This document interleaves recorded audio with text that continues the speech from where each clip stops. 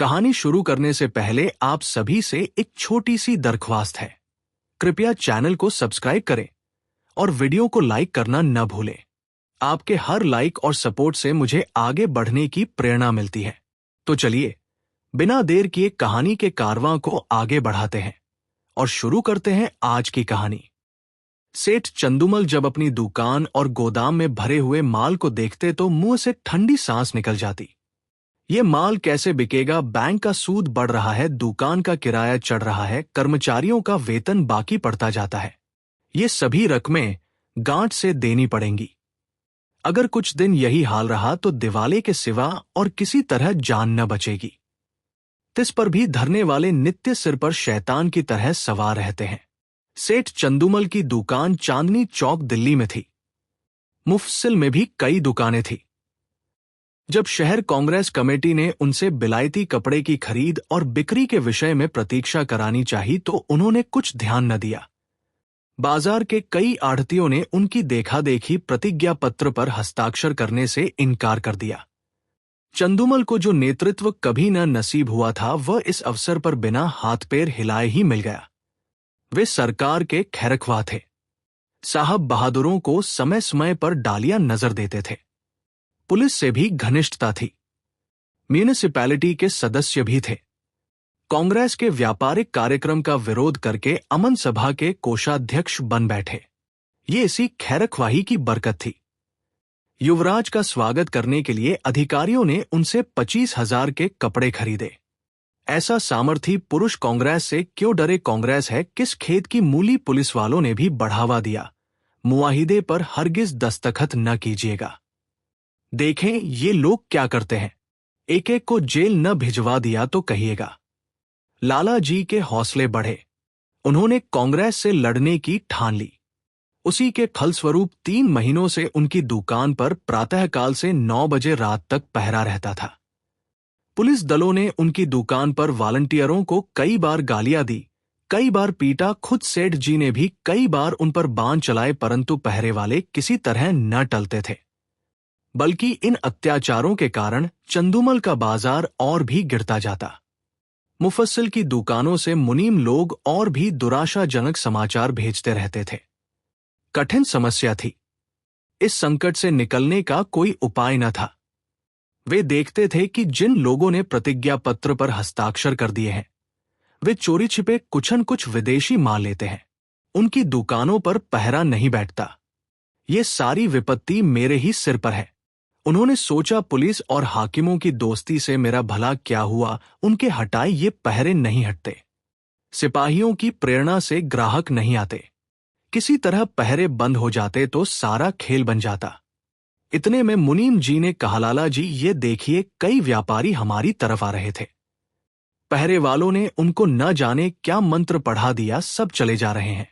चंदूमल अगर इन पापियों को कोई गोली मार देता तो मैं बहुत खुश होता।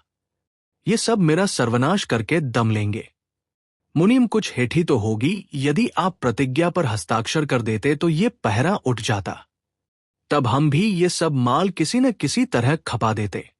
चंदूमल मन में तो मेरे भी ये बात आती है, पर सोचो अपमान कितना होगा। इतनी हेकड़ी दिखाने के बाद फिर झुका नहीं जाता।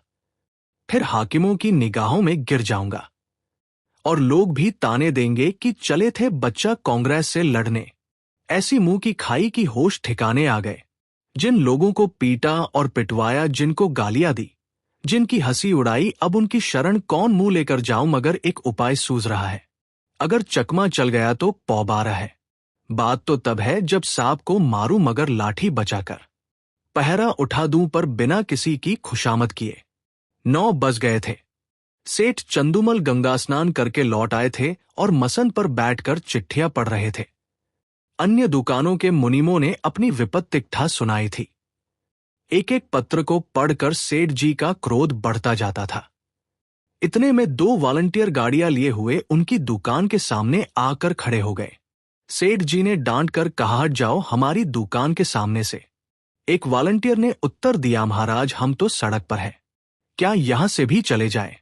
सेठ जी मैं तुम्हारी सूरत नहीं देखना चाहता। वॉलंटियर तो आप कांग्रेस कमेटी को लिखिए। हमको तो वहां से यहां खड़े रहकर पहरा देने का हुक्म मिला है। एक कांस्टेबल ने आकर कहा, क्या है सेठ जी, ये लौंडा क्या टर्राता है। चंदूमल बोले, मैं कहता हूं कि दुकान के सामने से हट जाओ, पर यह कहता है कि न हटेंगे न हटेंगे। जरा इसकी जबरदस्ती देखो। कांस्टेबल, वॉलंटियरों से तुम दोनों यहां से जाते हो कि आकर गर्दन नापो। वॉलंटियर हम सड़क पर खड़े हैं, दुकान पर नहीं। कांस्टेबल का अभीष्ट अपनी कारगुजारी दिखाना था। ये सेठ जी को खुश करके कुछ इनाम इकराम भी लेना चाहता था। उसने वॉलंटियरों को अपशब्द कहे और जब उन्होंने उसकी कुछ परवाह न की तो एक वॉलंटियर को इतने जोर से धक्का दिया कि वो बेचारा मुंह के बल जमीन पर गिर पड़ा। कई वॉलंटियर इधर उधर से आकर जमा हो गए। कई सिपाही भी आ पहुंचे। दर्शकवृंद को ऐसी घटनाओं में मजा आता ही है। उनकी भीड़ लग गई। किसी ने हाक लगाई, महात्मा गांधी की जय। औरों ने भी उसके सुर में सुर मिलाया। देखते देखते एक जनसमूह एकत्रित हो गया। एक दर्शक ने कहा, क्या है लाला चंदूमल, अपनी दुकान के सामने इन गरीबों की दुर्गति करा रहे हो और तुम्हें जरा भी लज्जा नहीं आती? कुछ भगवान का भी डर है या नहीं? सेठ जी ने कहा, मुझसे कसम ले लो जो मैंने किसी सिपाही से कुछ कहा हो। ये लोग अनायास बेचारों के पीछे पड़ गए। मुझे सेंत में बदनाम करते हैं। एक सिपाही, लाला जी आप ही ने तो कहा था कि ये दोनों वॉलंटियर मेरे ग्राहकों को छेड़ रहे हैं, अब आप निकले जाते हैं। चंदूमल, बिल्कुल झूठ, सरासर झूठ, 16 आना झूठ। तुम लोग अपनी कारगुजारी की धुन में इनसे उलझ पड़े। ये बेचारे तो दुकान से बहुत दूर खड़े थे, न किसी से बोलते थे न चालते थे। तुमने जबरदस्ती ही इन्हें गरदनी देनी शुरू की। मुझे अपना सौदा बेचना है कि किसी से लड़ना है? दूसरा सिपाही, लाला जी हो बड़े होशियार, मुझसे आग लगवा कर आप अलग हो गए।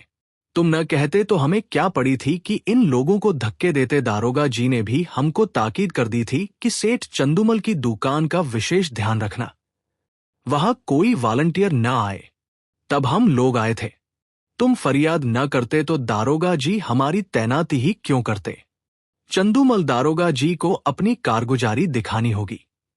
मैं उनके पास क्यों फरियाद करने जाता? सभी लोग कांग्रेस के दुश्मन हो रहे हैं। थाने वाले तो उनके नाम से ही जलते हैं। क्या मैं शिकायत करता तभी तुम्हारी तैनाती करते?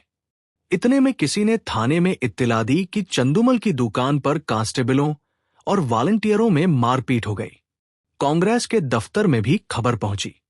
जरा देर में मैं सशस्त्र पुलिस के थानेदार और इंस्पेक्टर साहब आ पहुंचे। उधर कांग्रेस के कर्मचारी भी दलबल सहित दौड़े। समूह और बढ़ा।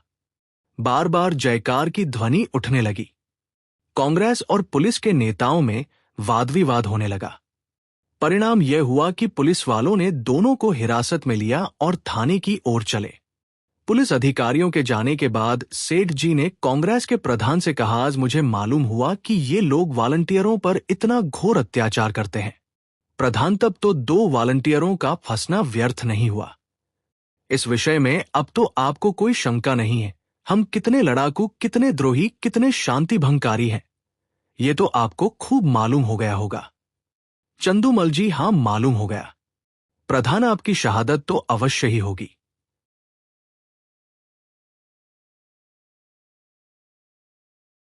चंदूमल होगी तो मैं भी साफ साफ कह दूंगा, चाहे बने या बिगड़े।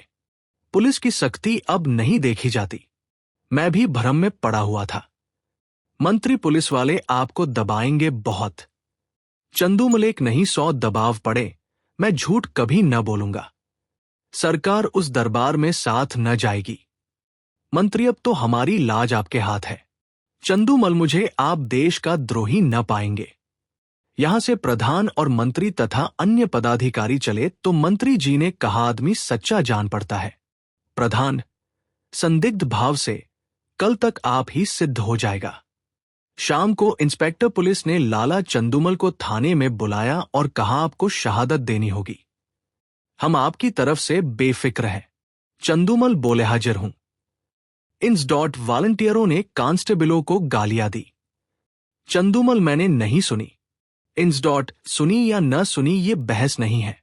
आपको ये कहना होगा, वो सब खरीदारों को धक्के देकर हटा रहे थे, हाथापाई करते थे, मारने की धमकी देते थे, ये सभी बातें कहनी होंगी। दारोगा जी वो बयान लाइए जो मैंने सेठ जी के लिए लिखवाया है। चंदूमल मुझसे भरी अदालत में झूठ न बोला जाएगा। अपने हजारों जानने वाले अदालत में होंगे। किस किस से मुंह छिपाऊंगा, कहीं निकलने को जगह भी चाहिए।